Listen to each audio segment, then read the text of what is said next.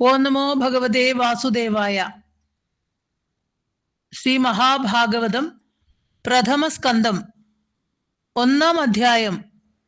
നൈമിഷോപാഖ്യാനം. വിദ്വന്മോഹനവേദമേത അഖില ജന്മാദിക്കുവേരും മുനിക്കുള്ളിൽ ബ്രഹ്മനിദേശമാ പൊരുൾ വിരാജിപ്പിച്ച സത്യത്തിനെ തേജോവാരി മൃദന്വിതം ത്രിഗുണയോഗത്താൽ ഒളിഞ്ഞും തെളിഞ്ഞുദ്ഭാസിപ്പുരമായ സത്തിനെ നിനപ്പോ ഞങ്ങളെല്ലായ്പ്പോഴും. ഈ ലോകത്തിന്റെ ഉൽപ്പത്തി, സ്ഥിതി, ലയം ഇതൊക്കെ ഏതിൽ നിന്നാണോ ഉത്ഭവിക്കുന്നത്? ആരാണോ ഒറ്റ നോട്ടം കൊണ്ട് സകലത്തിനെയും ഉത്ഭവിപ്പിച്ച് രക്ഷിച്ച് പ്രളയകാലത്ത് തന്നിൽ തന്നെ അടക്കുന്നത്? ആരാണോ സകല ഭൂതത്തിലും അറിവായി പ്രകാശിക്കുന്നത്? ജാഗ്രത്, സ്വപ്നം, സുഷുപ്തി എന്നീ 3 അവസ്ഥകളെയും കടന്നു വിളങ്ങുന്നത്? ആരാണോ ബ്രഹ്മാവിന്റെ ഹൃദയത്തിൽ വേദത്തെ പ്രകാശിപ്പിക്കുന്നത്? ഏതൊന്നാണോ വിദ്വാൻമാരെ മോഹിപ്പിക്കുന്നത്? ഏതൊന്നാണോ സൃഷ്ടി, സ്ഥിതി, സംഹാര കാരണമായിട്ടുള്ളത്? അഗ്നി, ജലം, മണ്ണ് എന്നിവയുടെ സംഗമം കൊണ്ട് മരുഭൂമിയിലെ മരീചിക പോലെ സത്വം, രജസ്, തമസ് എന്നിവയോട് ചേർന്ന് ഒളിഞ്ഞും തെളിഞ്ഞും പൂർണ്ണമായി അറിയാൻ വയ്യാത്തതായിട്ടുള്ളത് ഏതൊന്നാണോ ആ പരബ്രഹ്മ സ്വരൂപത്തെ ഞാൻ എപ്പോഴും വിചാരിക്കുന്നു, ധ്യാനിക്കുന്നു. ജന്മാദ്യസ എന്ന് തുടങ്ങിയിട്ട് സത്യം പരം ധീമഹി എന്ന് അവസാനിക്കുന്ന ഭാഗവതത്തിലെ മൂല ശ്ലോകത്തിന് അനേകം അർത്ഥം ഉണ്ട്.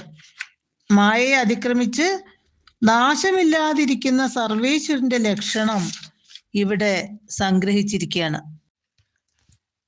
പണ്ഡിറ്റ് പി ഗോപാലൻ നായരുടെ വ്യാഖ്യാനത്തില് വിഘ്നേശ്വരനെ ധ്യാനിക്കുന്നതായിട്ടുള്ള ഒരു അർത്ഥകൽപ്പന കാണുന്നുണ്ട്. അതിങ്ങനെയാണ്: വിഷ്ണുവിന്റെ ഉപദേശം കൊണ്ട് അറിവുണ്ടായിട്ടുള്ള ദേവേന്ദ്രൻ ഏതൊരു മൂർത്തിയെ ആരാധിച്ച് സന്തോഷിപ്പിച്ചത് കൊണ്ട് സമുദ്രമഥനത്തിൽ നിന്നുണ്ടായിട്ടുള്ള ആദ്യ പദാർത്ഥമായിട്ടുള്ള അമൃതം ലഭിച്ചുവോ? വിദ്വാൻമാര് കവിത്വം സിദ്ധിക്കാൻ വേണ്ടിയിട്ട് ഏതൊരു ദേവനെ ചിത്തലയം എന്ന് വെച്ചാൽ മനസ്സ് ലയിച്ചു പോകണ വിധത്തില് ധ്യാനിക്കുന്നുണ്ടോ?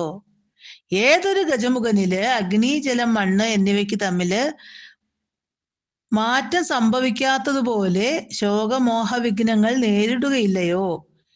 ഏതൊരു ദേവന്റെ സ്വതസിദ്ധമായ തേജസ് കൊണ്ട് എല്ലാ വിഘ്നങ്ങളും നശിപ്പിക്കപ്പെടുന്നുവോ? ഉത്കൃഷ്ടനായിട്ടുള്ള സത്യസ്വരൂപനായിട്ടുള്ള ആ വിഘ്നേശ്വരനെ ഞങ്ങൾ ആദിയിൽ ധ്യാനിക്കുന്നു. ഇനി സരസ്വതി വന്ദനം എന്നർത്ഥം വരുന്ന രീതിയിൽ ഈ ശ്ലോകത്തെ തന്നെ വ്യാഖ്യാനിക്കാൻ സാധിക്കും. ഏതൊരു സാരസ്വതമായ വെളിച്ചം ഹൃദയത്തിൽ പ്രകാശിക്കുന്നത് കൊണ്ട് ധനം മുതലായ ബാഹ്യസാധനങ്ങൾ ഒന്നുമില്ലാത്ത ദരിദ്രനായിരുന്നാൽ കൂടെ സർവജ്ഞനായി ഭവിക്കുന്നത് കൊണ്ട് മറ്റു ജനങ്ങളെ കർത്തവ്യകർമ്മങ്ങളിൽ പ്രവർത്തിപ്പിക്കാൻ തക്കവണ്ണം മഹാത്മ്യമുള്ളവനായിട്ട് വരുന്നുവോ? അഥവാ ഏതൊരു സാരസ്വത തത്വപ്രകാശം കൊണ്ട് നാരദ മുനി സ്വരജ്ഞാനവാനായി ഭവിച്ചുവോ? ഏതൊരു ജ്ഞാനത്തെ ശാസ്ത്രങ്ങളിൽ ബഹുവിധത്തിൽ പറയുന്നത് കൊണ്ട് വിദ്വാൻമാരും കൂടെ ദ്വൈതാണോ അദ്വൈതാണോ സത്യം എന്ന് നിർണയിക്കാൻ കഴിയാതെ പരിഭ്രമിക്കുന്നുണ്ടോ? അത്ര വിഷമകരമായ ജ്ഞാനത്തിന്റെ നിർണയം ബൃഹസ്പതിക്ക് ആരാണ് പ്രകാശിപ്പിച്ചത്? ഏതിനെ ധ്യാനിക്കുന്നവർക്ക് അഗ്നി, ജലം, ഭൂമി എന്നിവയിലെ വിപരീത ജ്ഞാനം ഏതു വിധത്തിൽ സംഭവിക്കുന്നില്ലയോ? ജാഡ്യം, അസ്മൃതി, അസ്ഫൂർത്തി, ജഡത, മറവി, പ്രകാശമില്ലായ്മ എന്ന ദോഷം പദാർത്ഥങ്ങളെ സംബന്ധിച്ച് ഉണ്ടാകാതിരിക്കാൻ ആരാണ് സഹായിക്കുന്നത്? സ്വന്തം പ്രകാശം കൊണ്ട് ജാഡ്യാദി ദോഷങ്ങളെ നശിപ്പിക്കുന്നത് ആരാണ്? ബ്രഹ്മാദി ദേവന്മാരൊക്കെ സേവിക്കപ്പെടാൻ യോഗ്യമായിട്ടുള്ള ഭൂതം, ഭാവി, വർത്തമാനം എന്നീ 3 കാലത്തിലുമുള്ള ആ മഹത്തായ സാരസ്വത ജ്യോതിസിനെ ഞങ്ങൾ ഹൃദയം കൊണ്ട് ധ്യാനിക്കുന്നു. ഇങ്ങനെ ബഹുവിധമായ അർത്ഥം പറയാൻ പറ്റുന്ന ശ്ലോകമാണ് ഈ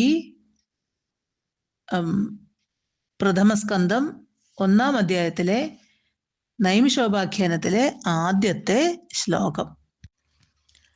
ധർമ്മം ലഭ്യ വിചാരമുക്തം അപമാത്സര്യം മഹത്തുക്കളാൽ സദ്യോ വേദ്യ ശിവം പരാത്മസുഖദം താപത്രയോന്മൂലനം ശ്രീമദ്ഭാഗവതാഖ്യമാം മുനികൃതം മറ്റൊന്നുകൊണ്ട് ഈശ്വരൻ പെട്ടെന്നുള്ളിലുറയ്ക്കുമോ കൃതികളെ ശുശ്രൂഷണം ചെയ്യുമോ? മുനിമാരില് ശ്രേഷ്ഠനായിട്ടുള്ള വ്യാസമഹർഷിയാൽ ഉണ്ടാക്കപ്പെട്ട ഈ ശ്രീമഹാഭാഗവതത്തില് മത്സരം മുതലായ ദോഷപ്രവൃത്തികള് തീരെ നശിച്ച് പരമശുദ്ധന്മാരായിട്ടുള്ള സത്തുക്കൾ അനുഷ്ഠിക്കുന്നതും ഫലകാംക്ഷ ഇല്ലാത്തതുമായ ഭക്തിമാർഗ സ്വരൂപമായിട്ടുള്ള ധർമ്മമാണ് പ്രതിപാദിക്കപ്പെട്ടിരിക്കുന്നത്. ഏതു കാലത്തും നശിക്കാത്തതായ മംഗളത്തെ ജനിപ്പിച്ച് ആധ്യാത്മികം, ആധിദൈവികം, ആധിഭൗതികം എന്ന 3 വിധ ദുഃഖങ്ങളുടെയും മൂലകാരണമായ അഹങ്കാരഗ്രന്ഥിയെ വേരോടെ നശിപ്പിച്ച് പരമാനന്ദത്തെ നൽകുന്ന പരമാർത്ഥ വസ്തുവായ ബ്രഹ്മസ്വരൂപം ഭാഗവതത്തിൽ നിന്ന് അറിയാൻ കഴിയും. അതുകൊണ്ട് ഈ ഭാഗവത ഗ്രന്ഥത്തെ ഒഴിച്ച് മറ്റ് ഗ്രന്ഥങ്ങൾ കൊണ്ടോ ഭാഗവത ധർമാനുഷ്ഠാനത്തെ ഒഴിച്ച് അന്യങ്ങളായ ധർമാനുഷ്ഠാനങ്ങൾ കൊണ്ടോ ആവശ്യമൊന്നുമില്ല. ഇതൊന്നു മാത്രം മതി എന്ന് സാരം. എന്തുകൊണ്ടെന്നാൽ അനേകം ജന്മങ്ങളിൽ ചെയ്തിരിക്കുന്ന പുണ്യകർമ്മങ്ങളുടെ ഫലപരിഭാഗാവസ്ഥയിൽ മാത്രമേ ഭാഗവതം കേൾക്കാനുള്ള താല്പര്യമുണ്ടാകുന്നുള്ളൂ. അങ്ങനെയുള്ള ജനങ്ങളുടെ ഹൃദയത്തില് ഈശ്വരൻ സ്ഥിരമായിട്ട് വസിക്കുന്നു. ഇതിലധികം ലഭിക്കേണ്ടത് ഒന്നും തന്നെ ഇല്ലാത്തത് കൊണ്ട് ശ്രീ മഹാഭാഗവതത്തിന്റെ ശ്രവണം ഒന്നു തന്നെ പരമപുരുഷാർത്ഥത്തെ നൽകാൻ സമർത്ഥമായിരിക്കുന്നു എന്ന് പറയുന്നു. നിഗമകൽപതരൂഗളിതം ഫലം സുഖമുഖത്തമൃതദ്രവ സംയുതം നുകരു ഭാഗവതം രസനിർഭരം രസിക ഭാവുകരേ ഭുവി സത്വരം. ഭാഗവതത്തിന്റെ ശ്രവണം ആവശ്യമാണ്. എല്ലാ ശാസ്ത്രങ്ങളെക്കാളും ശ്രേഷ്ഠമായതുകൊണ്ട് മാത്രമല്ല, സർവശാസ്ത്ര ഫലസ്വരൂപമാണിത്. അതുകൊണ്ട് തന്നെ പരമാദരത്തോടെ ഇതിനെ കേൾക്കേണ്ടതാണ് എന്ന് ഈ പദ്യം കൊണ്ട് പറയാണ്. വൈകുണ്ഠത്തിലുള്ള ഈ ഭക്തിമാഹാത്മ്യത്തെ പ്രകാശിപ്പിക്കുന്ന ഭാഗവതം ശ്രീ നാരദമുനിയുടെ കരുണയാൽ എനിക്ക് എന്ന് പറഞ്ഞാൽ വേദവ്യാസർക്ക് ലഭിച്ചു. ഞാൻ ഇതിനെ എൻ്റെ ആത്മജനായിട്ടുള്ള എൻ്റെ മകനായിട്ടുള്ള ശുകന് ഉപദേശിക്കും. ആ വഴിക്ക് ശിഷ്യന്മാര് വഴി പ്രശിഷ്യന്മാര് വഴി ലോകത്തില് ഇത് മുഴുവൻ പരക്കും. ജീവൻ മുക്തന്മാര് ഇതിനെ ഉപേക്ഷിക്കില്ല. അത് വ്യാസൻ സർവജ്ഞനാകയാൽ ഇനി വരാൻ പോകുന്ന കാര്യം ഗ്രന്ഥാരംഭത്തിൽ തന്നെ അറിഞ്ഞിട്ട് അത് പറയാണ് ചെയ്യുന്നത്. ഇതിൽ ഉപേക്ഷിക്കത്തക്ക അംശം ഒന്നുമില്ലെന്ന് കാണിക്കാൻ വേണ്ടിയിട്ടാണ് രസം എന്ന് വിശേഷണം പറഞ്ഞിരിക്കുന്നത്. രസമായതുകൊണ്ട് അത് പദാർത്ഥത്തിൽ ചേർന്നിരിക്കുന്നത് ആണല്ലോ, പ്രത്യേകമായിട്ട് കിട്ടില്ല. അതുകൊണ്ട് ഫലം എന്നുകൂടി നമുക്ക് പറയാം. അപ്പോൾ രസം തന്നെ ഫലമാണ്, രസം തന്നെ പഴമാണ്. ഈ പഴം മുഴുവനും രസം മാത്രമാകയാൽ ഒഴിവാക്കാൻ ഇതില് തൊലിയോ അണ്ടിയോ ഒന്നുമില്ല. ആനന്ദം മാത്രമാണ് ഇതിന്റെ രൂപം. അതുതന്നെയാണ് ജീവൻ മുക്തന്റെ നില. അതുകൊണ്ട് കർമ്മത്തെ പോലെ മുക്തിക്ക് ശേഷം ത്യാജം എന്ന ദോഷമൊന്നും ഇതിനില്ല.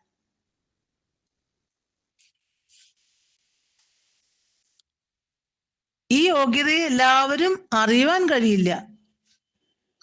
ഈ ഭാഗവതം അറിയാനുള്ള ഒരു താല്പര്യം അഭിജ്ഞന്മാരും രസജ്ഞന്മാരുമായിരിക്കുന്ന പുണ്യവാന്മാർക്ക് മാത്രമേ ഉണ്ടാവുകയുള്ളൂ.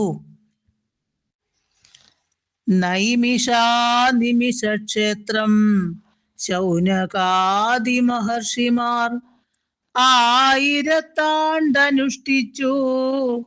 സത്രം സ്വർഗപ്രകീർത്തിതം. നൈമിഷം എന്ന് പറഞ്ഞാല് ഒരു വനപ്രദേശം. അനിമിഷ ക്ഷേത്രം എന്ന് പറഞ്ഞാല് വിഷ്ണു ക്ഷേത്രം. നൈമിഷം എന്നു പേരുള്ള വിഷ്ണു ക്ഷേത്രമുള്ള ഒരു പുണ്യസ്ഥലത്ത് ശൗനകൻ മുതലായിട്ടുള്ള മുനിമാര് ഭഗവാനെ ശ്രീഹരിയെ പ്രാപിക്കണം എന്നുള്ള സങ്കല്പത്തോടുകൂടി 1000 സംവത്സരം കൊണ്ട് അവസാനിക്കുന്ന സത്രം എന്നു പേരുള്ള ഒരു വലിയ യാഗം ആരംഭിച്ചു. ശ്രീഹരിയാകുന്ന പ്രാപ്യസ്ഥാനം കിട്ടാൻ വേണ്ടിയിട്ട്, അല്ലെങ്കിൽ വൈകുണ്ഠലോകം കിട്ടാൻ വേണ്ടിയിട്ട് എന്നും വ്യാഖ്യാനിക്കാം. കലിബാധ ഇല്ലാതെ ഭഗവാനെ സേവിപ്പാൻ യോഗ്യമായിട്ടുള്ള സ്ഥലം ഏതാണെന്ന് ഉപദേശിക്കാൻ വേണ്ടിയിട്ട് ബ്രഹ്മാവിനോട് മുനിമാര് പ്രാർത്ഥിച്ചു. അപ്പൊ ബ്രഹ്മാവ് ഒരു ചക്രം കൊടുത്തു, ഒരു സൂര്യസങ്കാശമായിട്ടുള്ളൊരു ചക്രം. ആ ചക്രം ഏത് സ്ഥലത്തെത്തുമ്പോൾ പൊട്ടിപ്പൊടിഞ്ഞു പോകുന്നുവോ ആ സ്ഥലം പുണ്യമാണ് എന്ന് പറഞ്ഞു. മുനിമാര് അത് ഉരുട്ടിക്കൊണ്ടുപോയി. അപ്പോൾ ഒരു സ്ഥലത്ത് ചെന്ന സമയത്ത് അത് പൊട്ടിയുടഞ്ഞു പോയി. ആ സ്ഥലത്തെയാണ് നൈമിഷം എന്ന് പറയുന്നത്. നേമി എന്ന് പറഞ്ഞ ചക്രം, ശീർണം, ചക്രം ശീർണമായ സ്ഥലം ആണ് നൈമിഷാരണ്യം. ഈ കഥ വായുപുരാണത്തിൽ ഉണ്ട്. അപ്പൊ അവിടെ അവര് യാഗം തുടങ്ങി. പ്രാതഃകാലത്തൊരു ദിനം ഹോമശേഷം മഹർഷിമാർ സൽക്കാരതൃപ്തനാം സൂതനോടു ചോദിച്ചു സാദരം. ഋഷിമാർ പറഞ്ഞു, ഇതിഹാസ പുരാണാദി ധർമ്മശാസ്ത്രങ്ങളപ്പടി പഠിച്ചറിഞ്ഞു നന്നായി പറവൂ പുണ്യവാൻ ഭവാൻ. സൂത വേദജ്ഞ പ്രമുഖൻ ഭഗവാൻ ബാദരായണൻ പരാപരജ്ഞരാം മറ്റു മുനിമാരുമറിഞ്ഞവ ഉൾക്കൊണ്ടവൻ ഭവാൻ സർവതത്വവും തദനുഗ്രഹാൽ ഗുരുക്കന്മാരിഷ്ട ശിഷ്യർക്കരുളും ഗുഹ്യസത്യവും. തവാഭിപ്രായത്തിൽ എന്തുണ്ടതിൽ സാർവജനീനമായി ഏകാന്തപഥിക ശ്രേയസ്കരം ഓദിത്തരാവു നീ. ഒരു ദിവസം ആ മുനിമാരൊക്കെ കൂടി രാവിലെ സ്നാനാദി നിത്യകർമ്മങ്ങളൊക്കെ കഴിച്ചിട്ട് നിത്യ അഗ്നിഹോത്രവും ചെയ്ത ശേഷം സന്തോഷത്തോടെ ഇരിക്കുന്ന സൂതന്റെ സമീപത്ത് ചെന്നിട്ട് സൽക്കരിച്ച ശേഷം ആദരവോടെ ചോദിച്ചു. ഈ സൂതന് ധർമ്മം, ശാസ്ത്രം മുതലായവയൊക്കെ നന്നായിട്ട് അറിയാം.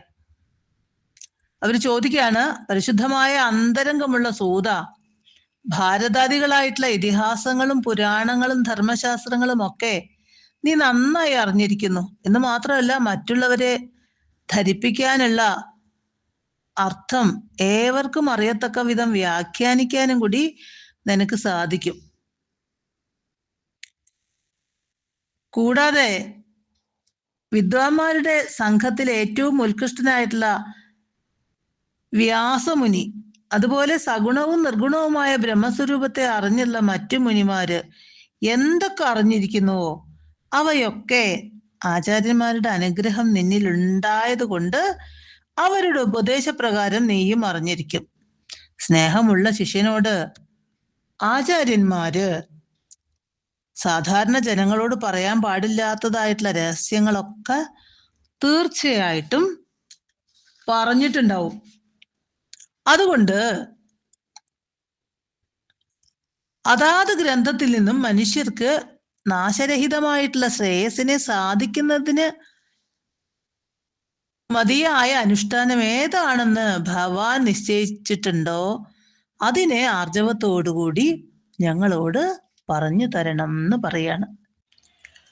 പ്രായേണ സഭ്യ നിർഭാഗ്യർ കലികാലത്തെഴും ജനം അല്പായുസ്സുകൾ മന്ദന്മാർ അലസന്മാരുപദ്രുതർ അസംഖ്യം കർമ്മശാസ്ത്രങ്ങൾ എല്ലാം കേട്ടറിയേണ്ടവ അതിലേതേതാണു സാധോ മനഃശാന്തി തരുന്നവ സാരഗ്രാഹികളാക്കാവൂ ശ്രദ്ധാലുക്കളെ ഞങ്ങളെ സാരഗ്രാഹികളാക്കാവൂ ശ്രദ്ധാലുക്കളെ ഞങ്ങളെ. കാര്യങ്ങളൊക്കെ നന്നായിട്ട് കേൾക്കാനും പറയാനും കഴിവുള്ള ആളാണ് സൂതൻ. സഭ്യ എന്ന് വിളിക്കുന്നത് സഭയിൽ യോഗ്യനായിട്ടുള്ള ആളായതുകൊണ്ടാണ്.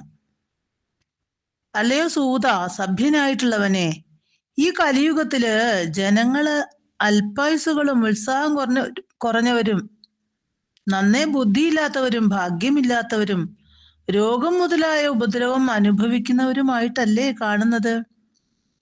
അനേക കർമ്മങ്ങളെ അനുഷ്ഠാന യോഗ്യങ്ങളായി പറയുന്നവയും പ്രത്യേകം കേൾക്കേണ്ടവയുമായിട്ടുള്ള ശാസ്ത്രങ്ങളോ ധാരാളമുണ്ട്. ഞങ്ങളാകട്ടെ ഒരുപാട് ശാസ്ത്രങ്ങളെ കേൾക്കാനോ ധരിപ്പാനോ നോക്കിയറിയാനോ ഒന്നും ആയുസ്സും ഉത്സാഹവും ബുദ്ധിശക്തിയും ഇല്ലാത്തവരാണ്. അതുകൊണ്ട് ഞങ്ങളുടെയൊക്കെ അനുഗ്രഹത്തിൽ താല്പര്യമുള്ള അല്ലയോ സൂത, ആ വക ശാസ്ത്രങ്ങളില് പറഞ്ഞിരിക്കുന്ന സാരത്തെ അങ്ങയുടെ ബുദ്ധി കൊണ്ട് ഞങ്ങൾക്ക് കേൾക്കാൻ വേണ്ടിയിട്ട് ശ്രദ്ധയോടിരിക്കുന്ന ഞങ്ങളോട് അങ്ങ് പറയണം. ആ സാരം കേൾക്കുന്നത് കൊണ്ട് ഞങ്ങളുടെ മനസ്സ് പരമശാന്തി പ്രാപിക്കട്ടെ. ഓം ഗുരുഭ്യോ നമഃ. ഹരി ഓം തത്സത്.